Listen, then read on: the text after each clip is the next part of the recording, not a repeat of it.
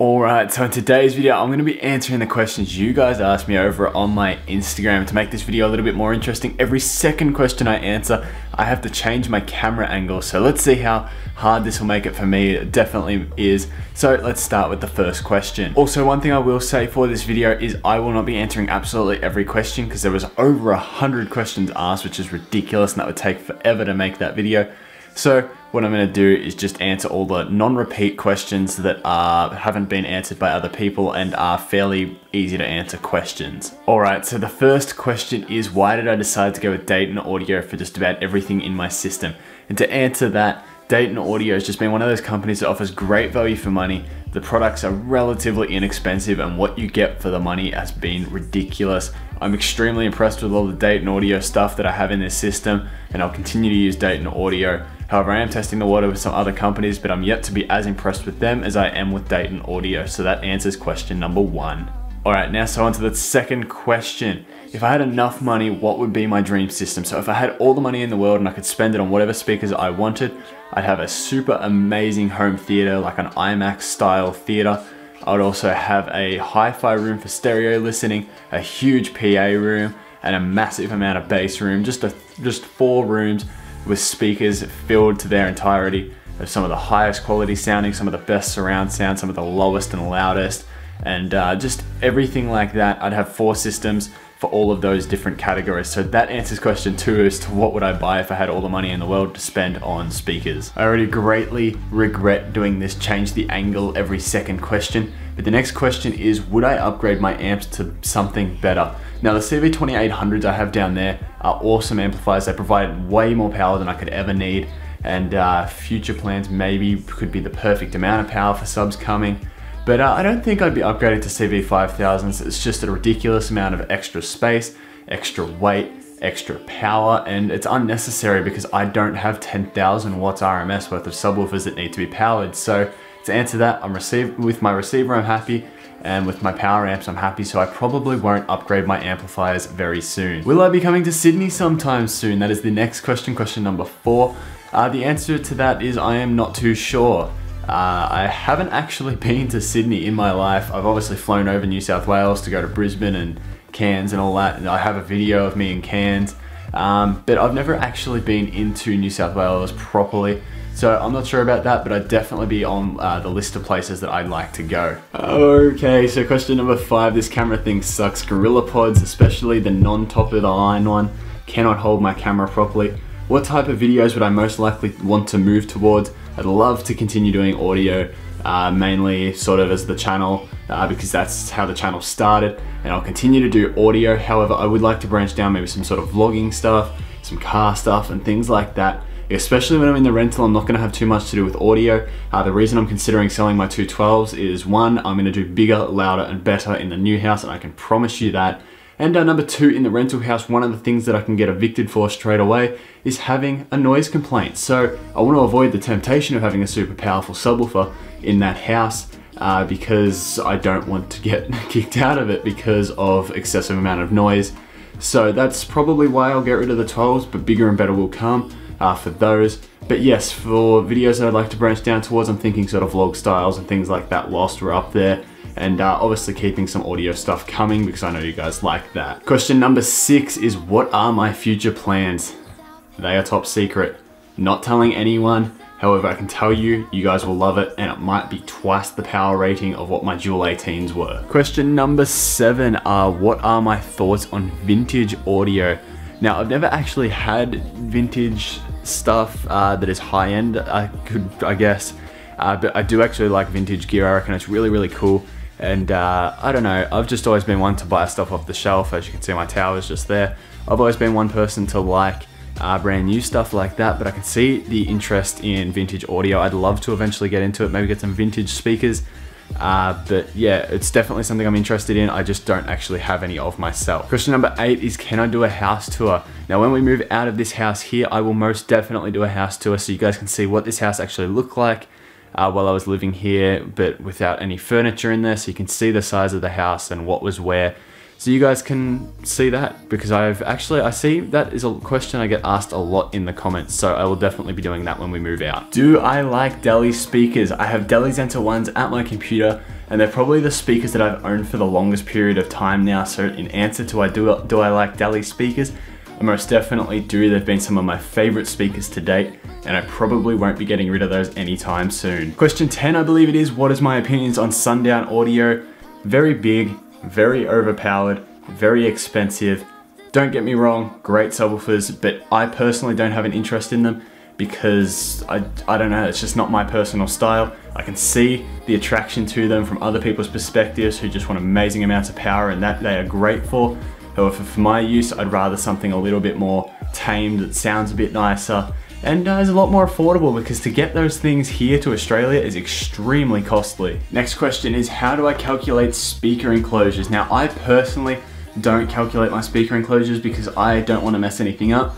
So I've had them previously designed by FOH Films. I'll link his channel in the description. And for my up and coming project, I'm having them designed by 123 Toyed. His channel will also be in the description. So I personally don't design my own systems and enclosures designs. I get them done for me. So that answers that question. If you want to go and get a project design, I'm sure you could contact 123 Toyed and see if you could work something out with him.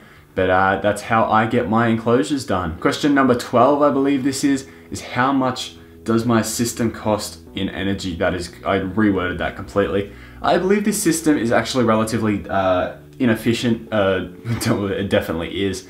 At low volumes, it's not terrible, but once those CV2800s are kicking up some real power, at 240 volts, I can draw about 20 amps, which is, I believe, like 40 amps in the United States, where you have 110 volt, or 120 or whatever it is. I can draw 5,000 or 6,000 watts out of the walls with no issues with that amp setup, when especially running at their minimum impedance of both amplifiers. So it's definitely expensive to run at high volumes. However, having them at high volumes isn't really something I do all that often, so it's not that bad. But yeah, that's how much does my system cost in energy. As we can tell, my angle movements are getting slowly smaller. I might have to venture out of this room. Sir Vega or Sony? Very hard to answer question. Sony receiver, Sir Vega amplifiers. Sir Vega don't make receivers, nor does Sony make super powerful power amps. So I guess Sir Vega for power amps, Sony for receivers. Speakers, Sir Vega.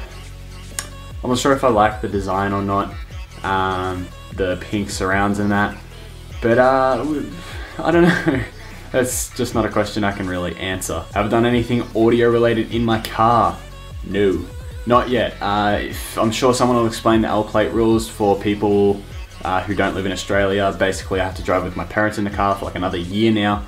And I'm not gonna have music pumping with them in the car, so there's no point me actually putting a system in it just yet.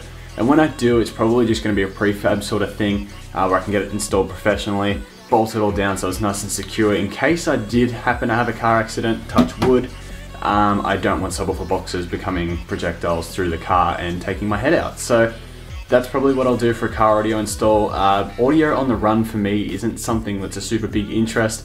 I'd rather have an amazing system at home and just something that'll get me by in the car. So that is in relation to, have I done anything with audio in my car? No. The next question is, when I get a new TV, will it be a projector or a big flat screen TV? And the answer to that is, I'm going for a TV. I was originally thinking projector, but having a power point on the roof, HDMI cable to the roof, and of course the projector noises and fans to keep that thing running, as well as basic maintenance on them, is something I'm personally not interested in. I'd rather, or much rather, have a 4K TV on the wall. So that answers that question as to, will there be a TV in the new house or a projector? It will be a TV. Definitely getting rid of that. The moment I move out of here, that thing's going in the bin. The TV that I have in there, that is, and then I'm gonna get something far, far nicer and far better. So there you go. Where did I find my fun/love for speakers? Now, to answer that, Logitech. As much as I hate to say it, Logitech X530 was the speaker set that got me into audio right from the get-go. I was interested in why there was air coming out of the hole in the side of the enclosure, and then I started getting interested in bass. Then I bought some different systems from there, and basically that just branched into where my audio interest came from. So now you know why I like audio so much. Thank Logitech for that. Not sure if that's something I should be too proud about. What happened to my old system? I get asked this a lot. Why did I sell it? What happened with the old one? Where is it? The subs are somewhere up in Queensland, and basically all the other stuff's just been scattered around a bit and sold. The reason I went for the change is because, you know, when something happens and the room can bring back memories, and I've never actually said this to anyone, but a room can bring back memories as such. So what I decided to do was to, instead of that happening every single time I walked in there, was change everything up a bit. So when I walked in there, it was a completely different room. So that is why I actually sold everything. Then I went down to what I've got now, and I'm extremely happy with what I've got now. It sounds incredible. However, I am craving a little bit more on the low end, which will happen in the new house, and I promise you that. I'm gonna really quickly fire off 2 questions. I know I said I'd do 2 and then move each time, but I'm just gonna really quickly fire off 2 questions. What is my favorite song? Don't have a favorite song. What do I do for work? I am a sound engineer for a band.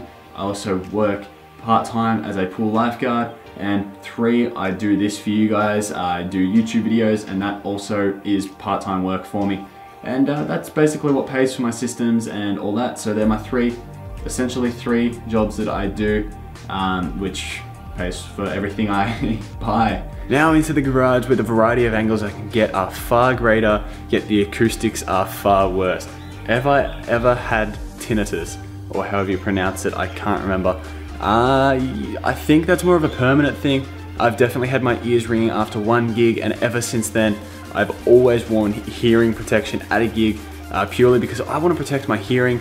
When I do it at home up and loud, I do that in short, sharp bursts in which I can't like do super great amount of damage to my hearing, but I tend to be very, very responsible with that. Whenever I have a system cranked up super loud, I do put hearing protection in or make sure my ears are covered. So that answers your question. I'm actually very, very, very cautious of what I do with my ears, so there you go. What would be the loudest speakers for $300? 300 Skytech piezo drivers playing a 1 kHz tone. If I ever plan on creating 3-way speakers, most likely not. I'm pretty happy with 2-way. I like one woofer and one tweeter. I think chucking a mid-range in is a little bit, I don't know, I've never had a thing for 3-ways. I'm personally a 2-way guy, so that, oh my god, I just realized what I said. What would be my dream subwoofers? Now, to answer that, there's so many different dream subwoofers I could have, be it dual 21-inch PA subs or IMAX home theater system subs.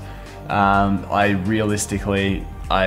couldn't answer that. There are too many answers for that, but just know it'd be something like that, some incredible amount of probably prosumer grade stuff that the generic person cannot buy off the shelf. I like that sort of stuff with, you know, the terminal sitting on the front, because they're not designed to be seen, they're designed to be hidden behind stages. I'm particularly talking about IMAX subs here, but I like that sort of thing. So to answer that question, there you go. All right, so I'm gonna start answering some more questions faster now, because I'm just realizing how long this video is going to become. So let's start with the next one now. I'm probably not gonna change the angle as much. How many Bluetooth speakers do I have? More than I could count. I actually don't know. I think I have about between 15 and 20 Bluetooth speakers at the moment. Do I still get in touch with the guy that has my dual 18s? I actually haven't been in contact with him since he got them home and first tested them out and told me how good they were.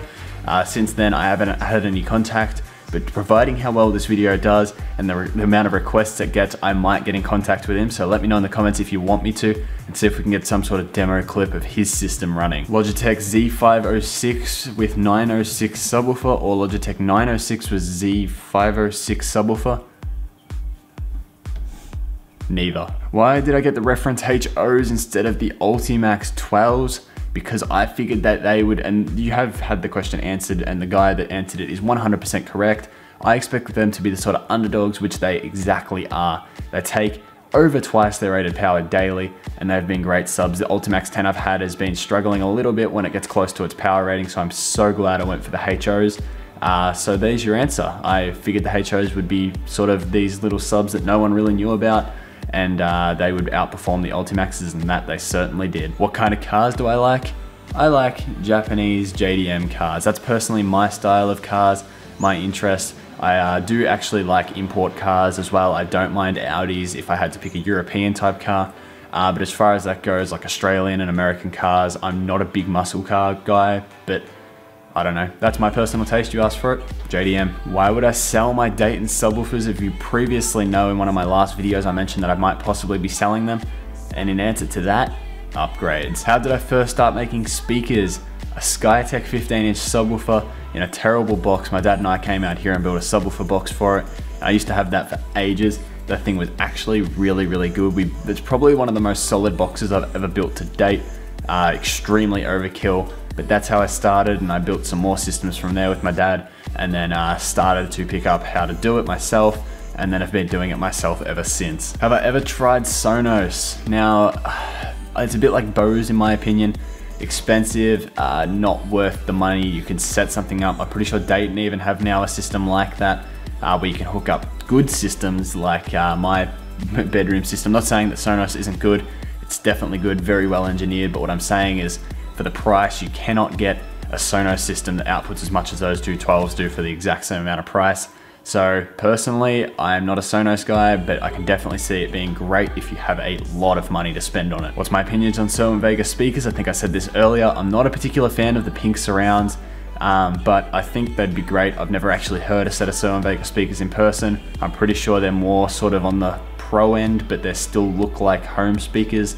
So I don't really know, I'd have to hear some, but as far as I'm aware, they're pretty good because a lot of people rave about them. My all-time favorite subwoofers, again, I'm not sure. Probably the IMAX style with the 412s and the diagonally. Oh, I love that style. Can I break the tripper? I think you mean, can you trip the breaker? In answer to that, I trip the breaker on power boards when the amps used to be plugged directly into power boards because they have a 10 amp breaker on them. Whereas my actual wall outlets are on a 40 amp breaker, so it is very hard for me to trip the actual breaker. The meter box is just out there, that's why I'm pointing that way. So in answer to that, I can trip definitely 10 amps, which is 20 amps in 240 volts with ease, but not quite the 40 amp breaker. I would have to have probably 3 or 4 more amplifiers to do that, but who knows, maybe one day. That would be ridiculous. How long will I be staying in the rental house? This is a great question. Until the new house is built. That's actually a really obvious answer. But as it currently stands right now, we get about a month until we can start building on the new house. And that'll probably most likely start after Christmas. So as quickly as that house is done and ready to be moved into is as long as we will be in the rental house. The rental house is actually just over there. I don't know if you can see, there's a hill up there. I'm literally moving 500 meters that way, and then I'll be moving to the other side of town, which is where the house will be. And yeah, that's really it. It probably, to give you an estimated time, maybe anywhere between 8 to 12 months. So there you go. And just in case you can't tell, I've kind of already got a system planned for the new house. I'm hoping my mind doesn't change, but by far it has been the best option for me. And everything seems to be working out so far. I'm getting box plans designed currently and things like that. Thank you 123 Toyed for that. But yeah, that is what is happening there with the new system. That wasn't a question, I was just telling you that, by the way. Can I make a video where I show how my amplifiers and subs are connected? I've actually made 2 of those, so browse my channel and you will definitely find them. How do I reduce port noise because the person is having a lot? I personally say if it's a wood box, you can route around the edges. If it is a cylinder port, make the port bigger if possible. There's a bug flying around my face. Make the port bigger if possible, but I'm not really sure how you could properly reduce it unless you maybe went sealed and just plug the port or something like that. There's definitely options. Try making it bigger if you can't. Try routing it if you can't. Block it if you can't do that. Buy a new sub. Do you say it was a sub? No, just, yeah. One of those. Would I do a custom computer speaker setup with a subwoofer? Yes. If you mean a custom speaker setup for a computer with a subwoofer, that's what my Ultimax 10 is for. So to answer that, yes, I already have. What would I choose? Studio monitors or a Logitech system with a subwoofer if I have 300, whatever those are? Studio monitors any day of the week. I'm sure for that amount of money I could probably get a pair of 8-inch studio monitors, and that I would take any day over Logitech speakers. And for the last question for today's Q&A, and I'll definitely do this again if the support on it is great, how much bass do I like? Now this will actually make people wonder. General day-to-day listening, I actually run what most people would consider a lack of bass. Yes, you actually heard that right. If you know FOH Films, he has the Archer A320 speaker as well as I do, and the EQs we run on that are very, very different. I actually take about 10 to 12 decibels of bass out of that for day-to-day listening because it's too boomy.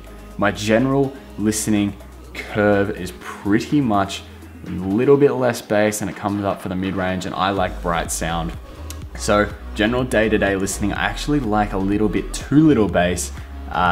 It's actually, yeah, no one would expect that. But when I'm having fun or watching a movie or enjoying myself or whatever, I will crank up those subwoofers until they bottom out. So that basically answers that. So there it is for today's video, a Q&A. If you guys want to see more like this, let me know in the comment section down below. If your question was answered, great. If it wasn't, I apologize for that. There were plenty of questions that I got asked and some of them I just couldn't answer, or there was just too many, or it was a repeat of it or something like that. So if your question wasn't answered, I do apologize for that. But anyway, if you guys have enjoyed this video, make sure to chuck a like on it, subscribe to my channel down below if you haven't already, and with that being said, I'll catch you guys in the next video, and I really do hope you enjoyed this one.